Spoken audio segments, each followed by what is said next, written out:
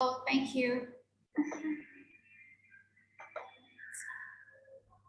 Okay, welcome everyone to TCRM Talks, the Cross River Movement Talks. Here we engage and exchange ideas that can contribute to the development of Cross River State. So, first of all, my name is Mrs. Adie,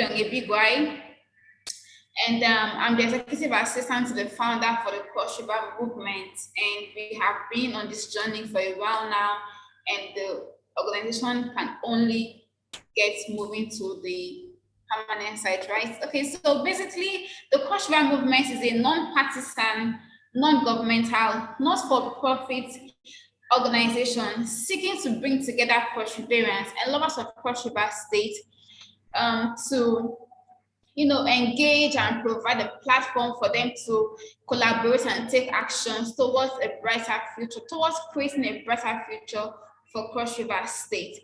And we have a number of initiatives that we have started to help us achieve this vision, this aim. We have the TCRM conversations and we have TCRM talks. Here at TCRM Talks, what we do is to exchange educative ideas that can contribute to the development of Cross River State. So whatever your idea is, whether it is entrepreneurial, whether it is educative, whether it is, in whatever sector or category that your idea can contribute to. Here we value ideas and we believe that once they are out there, it can actually change the world. So we have Jim Adie here today to take on the stage, and our topic for today is the history of Cross River State, its impact on creativity. Now we know how vast the creative industry is or has become in the recent years. And of course, the creative industry refers to a range of economic activities which are concerned with generation and exploitation of knowledge and information, right? And they may also be referred to as creative economy. Now, the Nigerian creative industry comprises, several players. We have across the film industry, theater, music, dance, literature, fashion, television, radio, arts. Spoken word artistry, information and tech, media, advertising, and you can name as many as it crosses your mind. However, the creative industry have been seen to be increasingly important to economic well-being, and proponents suggest that the human creativity is the ultimate economic resource, right? There are countries that value more of human resource than any other resource. Human capital is something you really can't do away with, right? So we're taking this to the next level, and in the 21st century, it is absolutely the creative economy is what would actually thrive the economy of many nations. Now, you would agree with me that Cross River State has a history of creatives in all facets, And it's also obvious that our presence in Nigeria's creative market is sparsely populated. We have the likes of the Kate Henshaw, Ekweyon Jr., Koban Sasuko, and George. You can actually count them, right? So what is our stake? What are we doing? Why are we not so many in the creative industry? Or is it our history, where we have come from? What is the history like for creatives? Perhaps there have been the opportunity has not been as vast as it is now.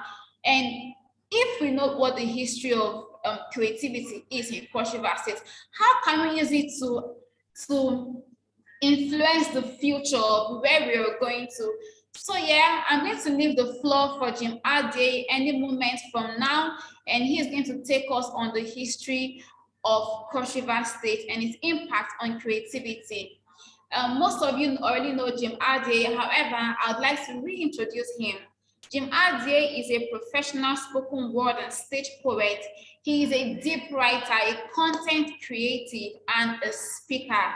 So we'll hand over the floor to Jim Adie.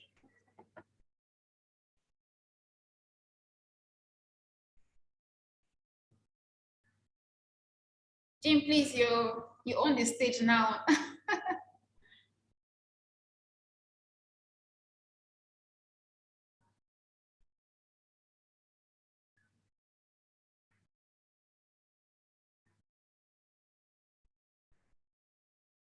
Jim Adie, please, you're on the stage now. Can you come on?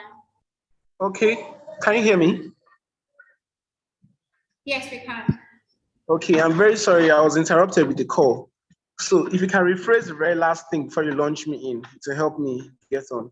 Okay, I just introduced you as a creative artist, a spoken word artist as well, a writer, a deep writer for that matter, and a teacher. So please take on the stage. Okay, so I have about 30 minutes, right? Yes, please. Okay, I can resonate with everything you're saying because I'm not just a visitor into Cross River State. I was born here. I'm from Cross River State, Bekwara local government area, the north. Yes, the border between Benue and Cross River State. And then I'm not just a Cross Riverian in the geographical sense of being a Cross Riverian. I'm a Cross Riverian in every sense. That means I was born and bred here, and I understand what it means to be subjected to the realities of this place. I posted on my status today when I was announcing the event. I said that today I'll be doing a dissection of the history, just to, in a way, to diagnose what the problem is in the creative industry. So I'll introduce myself today as a surgeon. So I want to diagnose what the problem is. I'm a poet. I'm a writer. I'm a poet first of all by condition before profession. I say that because at a point in my life I was searching for my voice. I think the characteristics of a poet or an artist is that you have to be mirrored in the realities of your environment. When you're in a particular place as an artist, it is difficult to have rest when there is cacophony and jeopardy in almost everything you see. So it's first of all a condition for me to be a poet, that desperation to want to express